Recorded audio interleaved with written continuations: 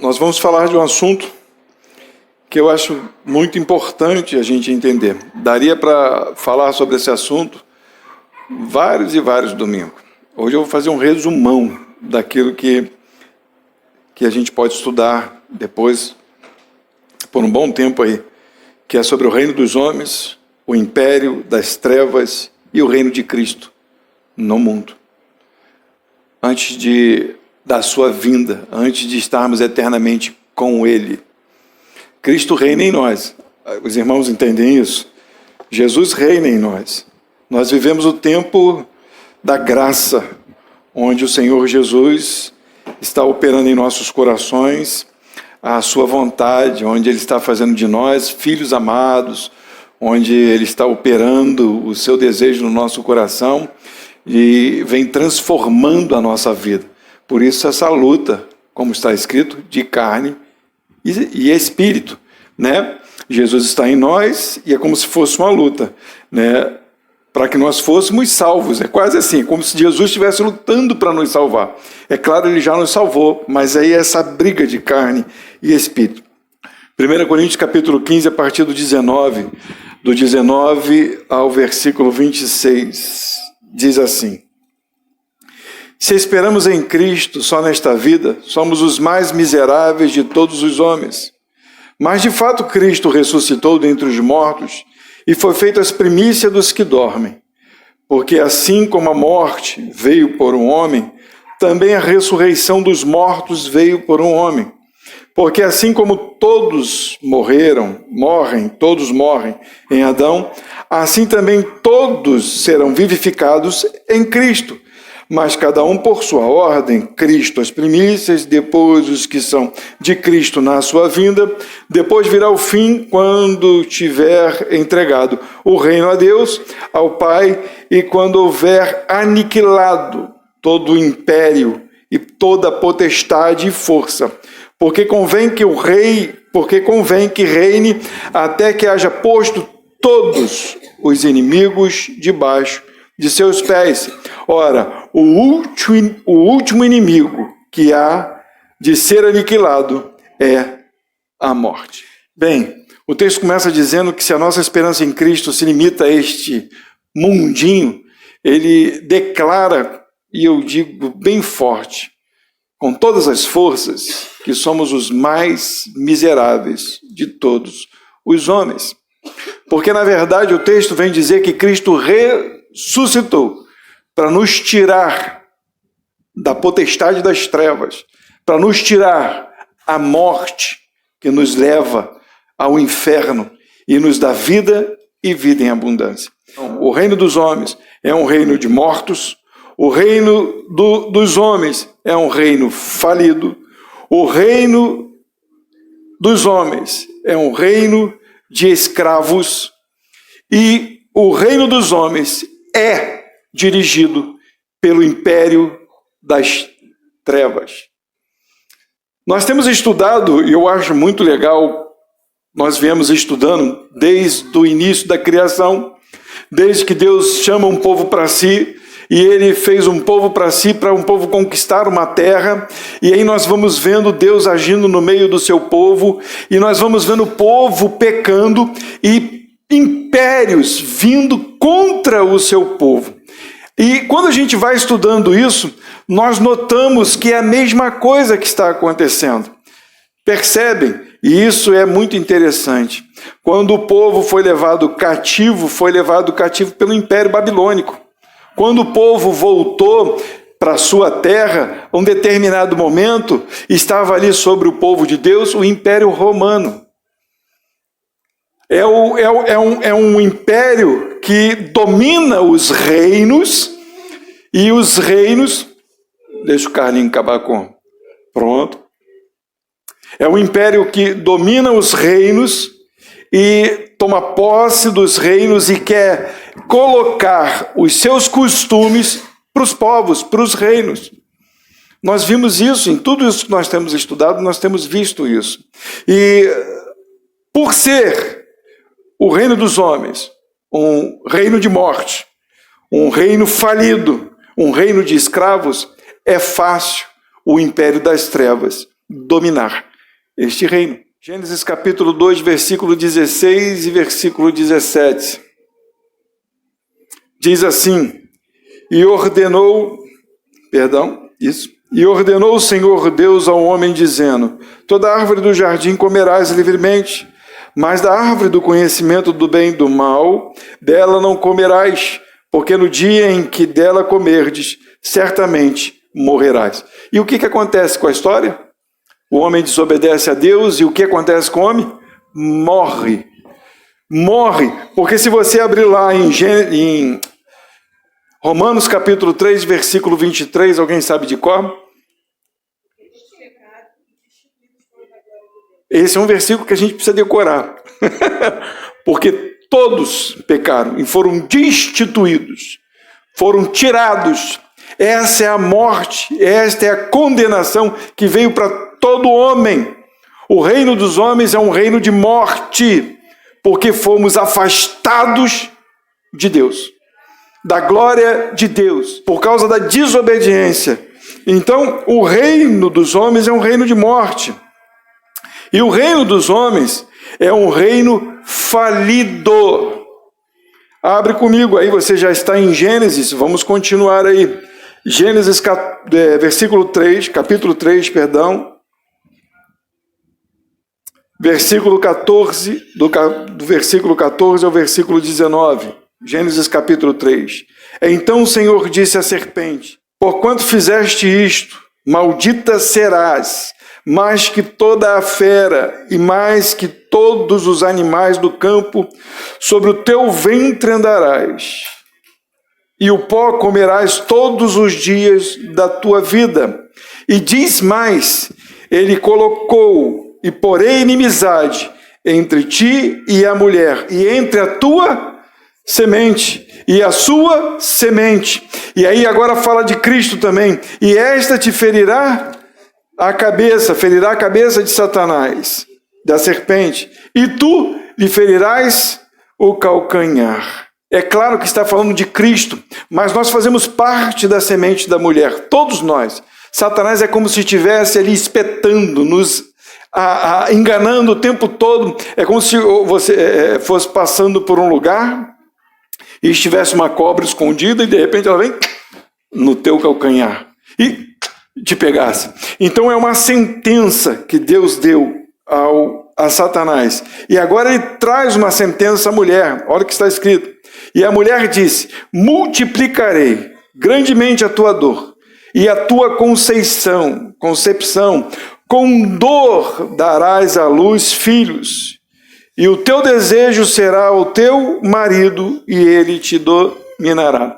Essa é aquela parte que nós estávamos pregando quinta-feira, que é a parte mais difícil de se entender, porque foi uma sentença que Deus deu do homem dominar. Não é dominar de escravizar a mulher, é mais de ter a parte de ordem, de sacerdócio. Então Deus sentencia a mulher a ela ter dor e ter filhos com dor, e ela está debaixo do marido. Por que hoje, entendam isso, parece uma dureza, né? Porque para os nossos ouvidos é uma coisa muito ruim ouvir isso. Mas por que hoje há uma briga muito grande entre mulher e homem? Onde a mulher, hoje, esse movimento feminista diz que a mulher não precisa do homem. A mulher não precisa de homem para nada. Aliás, o movimento feminista ele foi criado para isso, para dizer que a mulher é autossuficiente. E a mulher não precisa do homem mesmo, não. Mas é uma sentença. Deus disse para que haja uma família em ordem. Deus sentenciou. Entendam, se você quebra a sentença de Deus, algo que Deus mandou, o que acontece? Dá ruim, sempre dá ruim.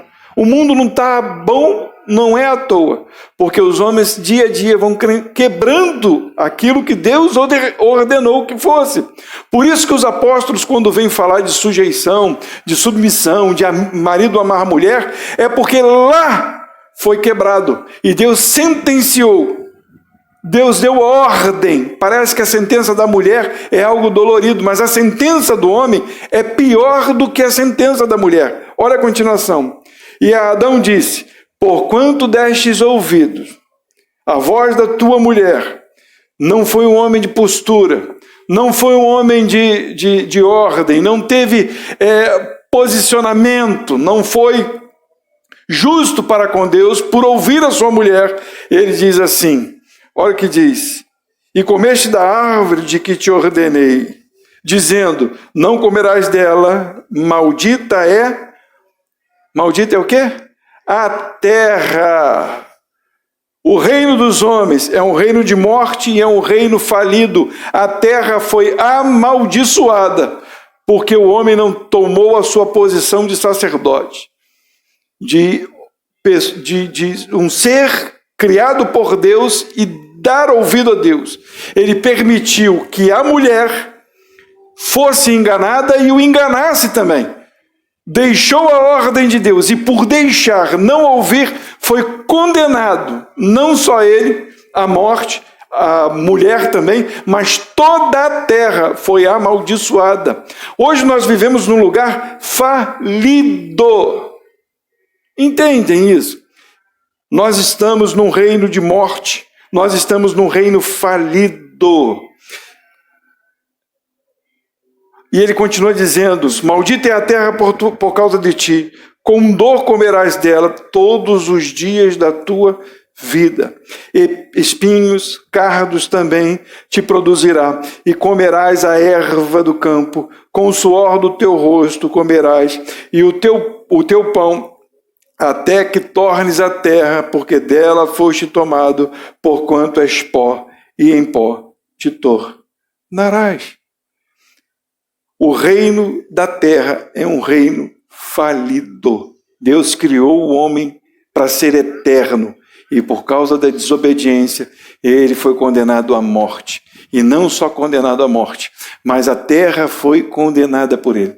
Mas o que eu quero a princípio que os irmãos entendam, e isso tem que ficar gravado nos nossos corações, que o mundo está condenado e que nós, a humanidade, não os santos, mas nós, a humanidade, está debaixo de condenação, de morte.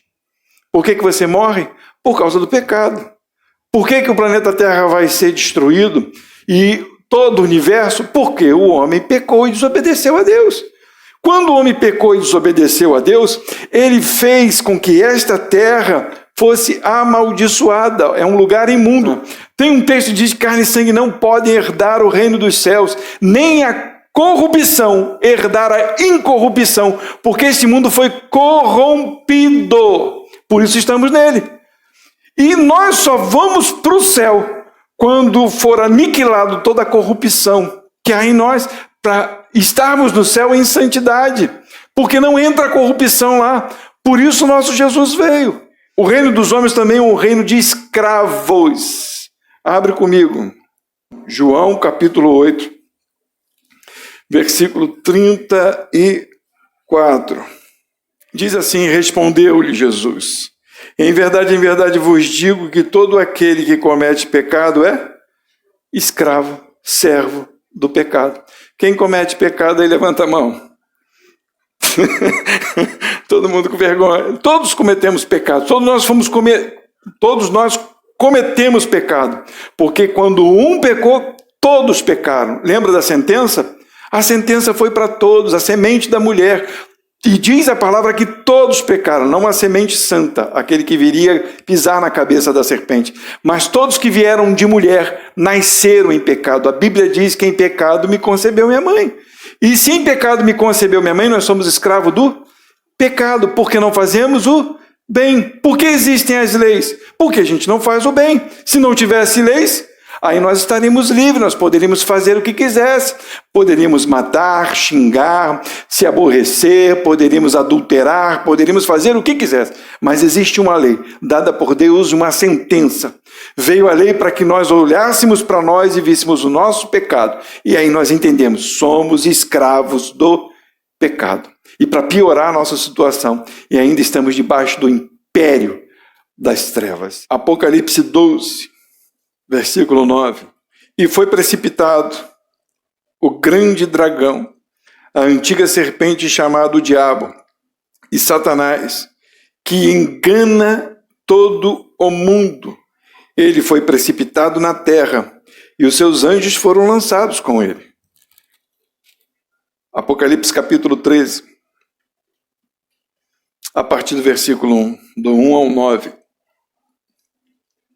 E eu pus-me sobre a areia do mar, e vi subir do mar uma besta que tinha 7 cabeças e 10 chifres, e sobre os seus chifres 10 diademas, e sobre as suas cabeças um nome de blasfêmia. Bem, o que ele viu subir era uma besta. Era alguém enviado pelo dragão, pela antiga serpente. E ele veio da onde? Ele surgiu do mar. Essa é uma simbologia dos povos. Ele saiu do meio dos povos. A besta, o anticristo, saiu do meio dos povos. E ele tem muito poder. Ele tinha 10 chifres. Por quê? Tinha muito poder. Foi dado a ele muito poder. E diademas. E um nome de blasfêmia. Presta atenção nisso. E a besta que vi era semelhante ao leopardo, e os seus pés como de urso, e a sua boca como boca de leão. E o dragão, tá vendo aí? Deu-lhe o seu poder e o seu trono e grande poderio. Satanás, a antiga serpente, deu ao anticristo, aquele que vai sair do meio do povo, poder. O poder de Satanás está na besta. A gente acredita que seja um homem, e já dizem que ele está aí. Eu não sei até que ponto é verdade, mas tudo vai se cumprindo, e à medida com que for acontecendo, nós vamos vendo. Tá ok? Então Satanás deu poder a este homem, a besta, e ele saiu do meio dos povos, das nações. E olha a continuação. E vi em uma das suas cabeças como ferida de morte, e a sua chaga mortal foi curada. E toda a terra se maravilhou após a besta, e adoraram o dragão que deu à besta o seu poder. E a terra, os povos, adoram ao dragão, porque deu poder à besta. Percebem que não se adora a Deus, se adora a besta, se adora ao império das trevas. Esse é o mundo que vivemos. E aí diz assim, versículo 4, e adoraram o dragão que deu à besta o seu poder, e adoraram a besta, dizendo, quem é semelhante à besta? Quem poderá batalhar contra ela? E foi-lhe dado uma boca para proferir grandes coisas e blasfêmias, e deu-se-lhe poder para agir por 42 meses, e abriu a sua boca em blasfêmia contra Deus, para blasfemar do seu nome e do seu tabernáculo. Quem é o tabernáculo de Deus? Nós somos o tabernáculo de Deus. E dos que habitam nos céus. A besta abriu a boca para falar contra Deus, para falar contra o seu povo e contra aqueles que estão nos céus. E foi-lhe permitido fazer guerra aos santos, ao tabernáculo de Deus, e vencê-los. Nós estamos nesse tempo. E deu-se-lhe poder sobre toda a tribo e língua e nação, e adoraram-na todos os que habitam sobre a terra, esses cujos nomes não estão escritos no livro da vida, no tabernáculo de Deus, da vida do Cordeiro que foi morto desde a fundação do mundo. Se alguém tem ouvidos para ouvir, ouça. Então, o reino dos homens é um reino de mortos, é um reino falido, é um reino de escravos, e é um reino dominado pelo império das trevas. Pastor, por que está trazendo isso hoje? Porque eu quero mostrar o rei de vocês. O rei e o reino de Jesus no mundo. O reino de Cristo no mundo. Porque os homens não adoram a Deus? Porque os homens são escravos do pecado? Porque os homens admiram o império das trevas? Por quê? Vocês sabem por quê? Zacarias capítulo 9, nós vamos ler no versículo 9 ao versículo 10. Olha o que diz aqui. Alegra-te muito, ó filha de Sião, exulta, ó filha de Jerusalém. eis que o teu rei virá a ti. Olha como ele vem, justo. E olha como ele vem, salvador. E olha como ele vem, pobre e montado sobre um jumentinho. E montado sobre um jumento e sobre um jumentinho, filho de uma jumenta. E de Efraim destruirei os carros, e de Jerusalém os cavalos e o arco de guerra, e será destruído. E ele anunciará a paz aos gentios, e o seu domínio se estenderá de mar a mar, e desde o rio até as extremidades da terra. Sabe como vem o nosso rei a este mundo? Pobre. Por que o mundo não aceita? Por que nem os judeus a aceitaram? Porque não tinha graça nem uma. Vocês sabem por que Jesus veio a este mundo deste jeito? Você sabe por que Jesus não veio com raios e trovões, majestades, anjos? Sabem por causa de quê? Porque nós precisávamos entender que o orgulho do homem precisava ser quebrado. Que o homem, aquilo que ele ganhou, aquilo que ele conquistou, aquilo que ele acha que ele pode, na prisão em que ele acha que está livre, ele precisava ver que o Mestre, o Rei da Glória, condenou tudo que é deste mundo. E como ele vem? Pobre. Abre comigo. Isaías de número 53, do versículo 1 ao 3, diz assim: quem deu crédito à nossa pregação? E a quem se manifestou o braço do Senhor? Porque foi subindo como renovo perante ele, e como raiz de uma terra seca. Não tinha beleza nem formosura, e olhando nós para ele, não havia boa aparência nele, para que o desejássemos.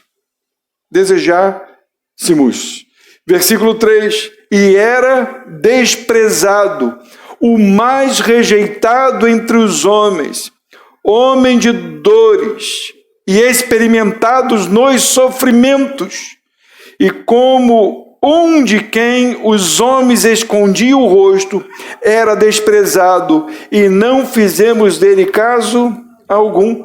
Você viu como é que veio Jesus? Eu parei para ficar entendendo e tentando descobrir de Deus este mistério.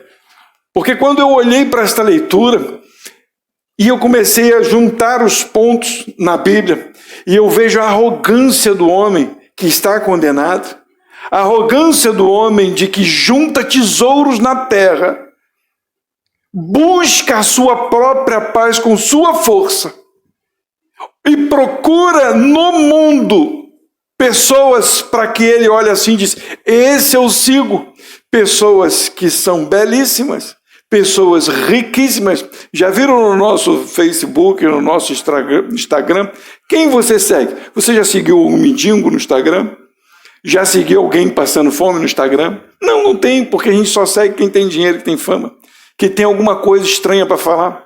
E às vezes a gente segue tanta bobeira, eu fico olhando, meu Deus do céu, é tanta bobeira que se fala, e está lá seguindo, mas esse é o império desse mundo, das pessoas olhar para as pessoas e admirar das coisas deste mundo, a beleza deste mundo, que é caído, falido, condenado. E aí vem o nosso rei, desprezado, homem de dores, sofrido. Quem deu crédito à nossa pregação? O mundo pode aceitar isso? O mundo pode aceitar um Jesus desse? Quando? Nunca! Por quê? Porque é escravo do pecado. O pecado gera isso em nossos corações, a morte, e o desejo é pela concupiscência da nossa carne. Nós olhamos, admiramos e queremos. Foi no paraíso. Satanás olhou para Eva e foi assim que ele disse? Bem, não foi bem assim que ele disse. O que ela fez? Olhou para o fruto. Viu que era bom, era belo e que podia dar sabedoria.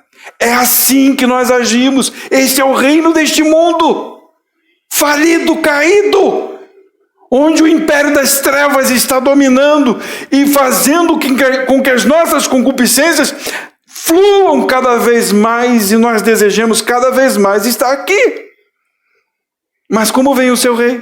Como vem o meu rei? Já viram como ele vem? O seu rei não nasceu num berço de ouro, nasceu numa estrebaria. O meu rei, o seu rei,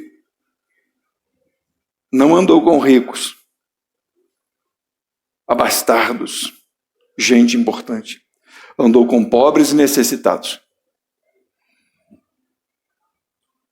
Andou em um jumentinho. Lavou o pé de seus discípulos. Sabe quem eram os seus discípulos? Ninguém. Seus discípulos não eram homens de fama. Não eram pessoas importantes.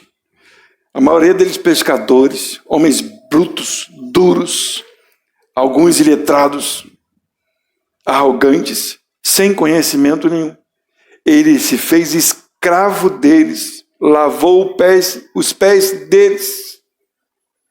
Foi rejeitado do seu próprio povo. Judeu, veio para os judeus e os judeus não o aceitaram. Não o admiraram. Não o reconheceram como Deus. Foi condenado pelos principais e pelos príncipes deste mundo. Foi humilhado, espancado, abandonado, ridicularizado, blasfemado, ferido, negado, traído de todos.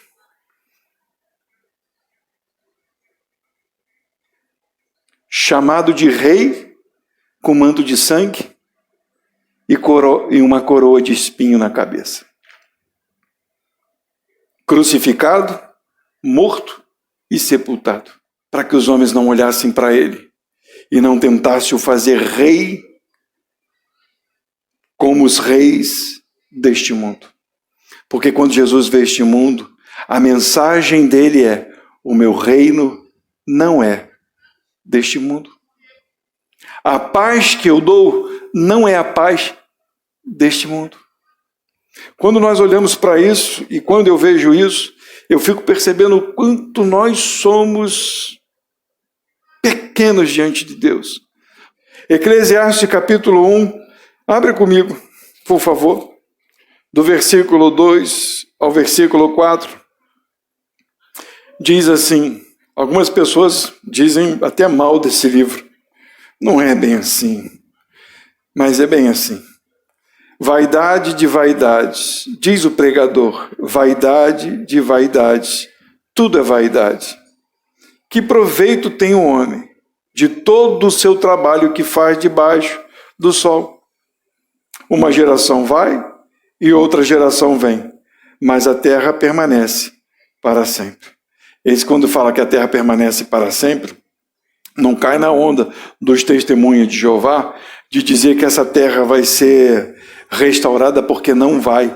Pedro, Paulo, os apóstolos afirmam, e o próprio Jesus em Mateus diz que essa terra vai ser destruída com fogo e haverá novos céus e nova terra. Tá? Quando diz aqui que a terra permanecerá, é porque eu e você vamos trabalhar e vamos deixar tudo que nós fizemos para a próxima geração. E a próxima geração vai morrer e vai deixar tudo para a próxima geração. Porque esse mundo está falido e nós fomos condenados à morte. Todos morremos. Nada do que a gente faz na terra vai durar para todo sempre. A nossa vida não dura.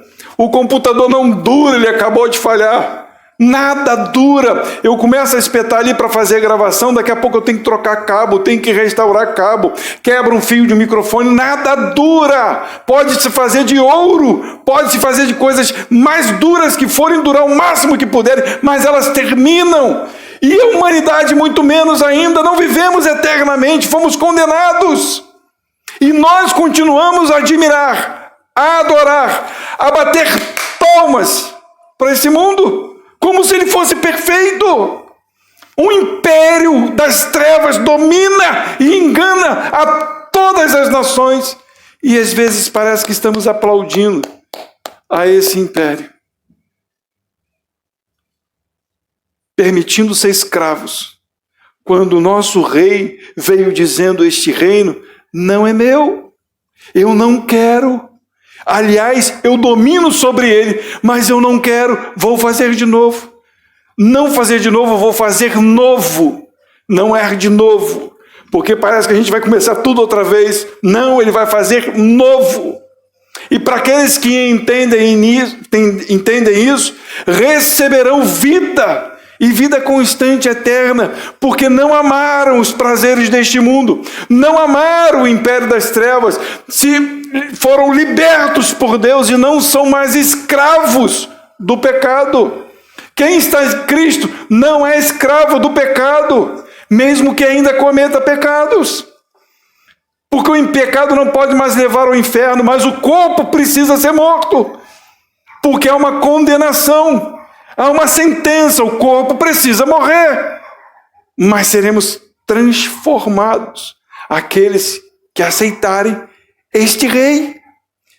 Esse rei que veio sem beleza, sem formosura. Isaías 53, e ele foi oprimido e afligido, mas não abriu a sua boca. Como um cordeiro foi levado ao matadouro, e como a ovelha muda perante os seus tosqueadores, assim ele não abriu a sua boca. Volta comigo no versículo 4, até o versículo 6 diz assim: verdadeiramente ele tomou sobre si as nossas enfermidades, e as nossas dores levou sobre si. E nós o reputávamos por aflito, ferido de Deus e oprimido. Mas ele foi ferido por causa das nossas transgressões e moído por causa das nossas iniquidades. E o castigo que nos traz a paz estava sobre ele, e pelas suas pisaduras fomos sarados, e pelas suas lesões, e pelas suas torturas, e por tudo de mal que fizeram com ele, nós fomos sarados. Aliás, nós mesmos o maltratamos. No dia da sua morte, todos, no dia da sua crucificação, todos fugiram. Todos. E, aliás, todos esperavam que Jesus fosse dominar, reinar em Jerusalém e tirar o império romano. Mas o reino dele não é desse mundo. E ele não fez isso. Porque agora ele reina nos corações daqueles que entendem que ele é o Senhor. Para que no último dia ele derrube e acabe com o império das trevas. Aonde está o nosso coração diante desse rei? Eu queria muito trazer essa palavra, ardeu muito no meu coração, para que a gente pudesse observar e olhar para esse mundo, entendendo que ele tem dias contados. Mas não pensa só no mundo como se tivesse dias contados. Pensa em você e eu também. Nós temos dias contados. Ninguém vive para todo sempre. Aliás, nós não sabemos nem se a gente chega em casa hoje. Parece duro, mas na verdade a gente não conhece o futuro. Às vezes até a gente diz, e às vezes a gente fala de uma forma errada, em nome de Jesus, nada vai me acontecer. Não vai acontecer, porque ele já levou sobre si as nossas dores. E quando diz que levou as nossas dores, quer dizer que no dia da sua morte você estará com ele. Não vai sofrer eternamente, é isso que está dizendo. Porque a condenação e a sentença que foi dada é para quanto estamos aqui, vivendo neste mundo. Teremos dores, sofrimentos, passaremos por decepções, traições, passaremos por inúmeras dificuldades. Mas ele nos diz: tem de bom ânimo, eu venci o mundo. Porque eu não vim com a glória deste mundo, eu vim com a glória de meu Pai. Para que vocês vejam que em mim há vida, e vida constante. A Bíblia diz que ele veio para o que era seu e os seus não receberam. E quando Jesus veio, abre comigo, é o texto que eu acho que eu não li, João capítulo 3, diz assim: a condenação é esta, que a luz veio ao mundo, E os homens amaram mais as trevas, amaram o império das trevas, por causa das suas concupiscências, dos seus desejos. Satanás dá aquilo que o homem quer, do que a luz, porque as suas obras eram mais, porque eram escravos do pecado, porque todo aquele que faz o mal odeia a luz e não vem para a luz, para que as suas obras não sejam reprovadas. Por que a humanidade não quer vir para a luz? Porque às vezes as pessoas, quando falam assim, vem para Jesus, aceita Jesus, muda a sua vida, aí a pessoa fica relutando. Por quê? Porque ela acha que se ela se tornar crente, ela vai ter que deixar de fazer algumas coisas que ela faz de errado. Não é assim? A pessoa que bebe, se eu for para Jesus, eu vou ter que parar de beber. Se eu for para Jesus, alguns até exageram, vou ter que parar de ver futebol. Se eu for para Jesus, eu não vou poder mais jogar bola no dia de domingo. É assim que as pessoas pensam. Mas, na verdade, é por causa dos seus desejos. Elas não querem Jesus. Elas querem continuar nas suas fraquezas. Elas não querem ser reprovadas por Jesus. Porque quando vem para Jesus, quando Jesus os chama, ele logo reprova as suas obras. Não é assim? Quando nós lemos a Bíblia, ela traz isso para os nossos corações. Se você consegue ler a Bíblia e não vê isso, meu irmão, você está lendo a Bíblia completamente errado. Porque tem gente que lê a Bíblia e diz assim, tudo que Jesus conquistou na cruz é direito nosso, é nossa herança. Esse está lendo de uma forma errada. Então a pessoa fala, então tudo eu posso em Jesus. Tudo posso naquele que me fortalece. A Bíblia está escrito, então eu vou reinar. Eu não sou cauda, eu sou cabeça. E as pessoas, se elas começarem a ler de forma deturpada, é porque elas não querem mudar a vida. Quando elas começam a ler contexto, e elas começam a ver a história, e ver o que Deus fez, e como Deus veio ao mundo, meu irmão, você tem duas opções. Ou amar a Deus, que reprova as tuas obras, ou odiar a Ele, e não querer saber, de ir para a luz. Mas nós o ouvimos, nós o conhecemos, nós sabemos quem Ele é, nós vimos a obra dEle, e sabemos o que Ele faz. E agora nós podemos nos alegrar. Por quê? Porque o nosso Rei não é deste mundo. Imagina se o reino de Cristo fosse desse mundo. Já parou para poder entender isso? Pensa aí, se o reino de Jesus fosse desse mundo. Pensa. Ele diz que ele quebrou o arco de Efraim. Ele quebrou os cavalos, ele destruiu os cavalos. Ele tirou a força do seu povo para dizer que a força do seu povo é dele. Ele é quem faz, não é o povo. Foi o primeiro texto que nós lemos lá em Zacarias. Ele pega o arco, ele pega o cavalo, ele pega as forças do seu povo e arranca. Para o seu povo entender que quem dirige o povo dele é ele mesmo. Se o reino de Cristo fosse desse mundo, nós estávamos fritos, porque ainda estaríamos em pecado. Se Jesus vier reinar neste mundo, você ainda vai morrer. Se Jesus vier só para esse mundo e reinar nesse mundo, acabou para a gente. Era isso que eles queriam. Os judeus queriam isso, um Jesus que governasse eles. Naquele tempo, não resolve, porque eles morrem e os impérios se levantam contra. O reino de Cristo é para nos levar a um reino eterno, onde não haverá outros impérios indo contra o seu povo.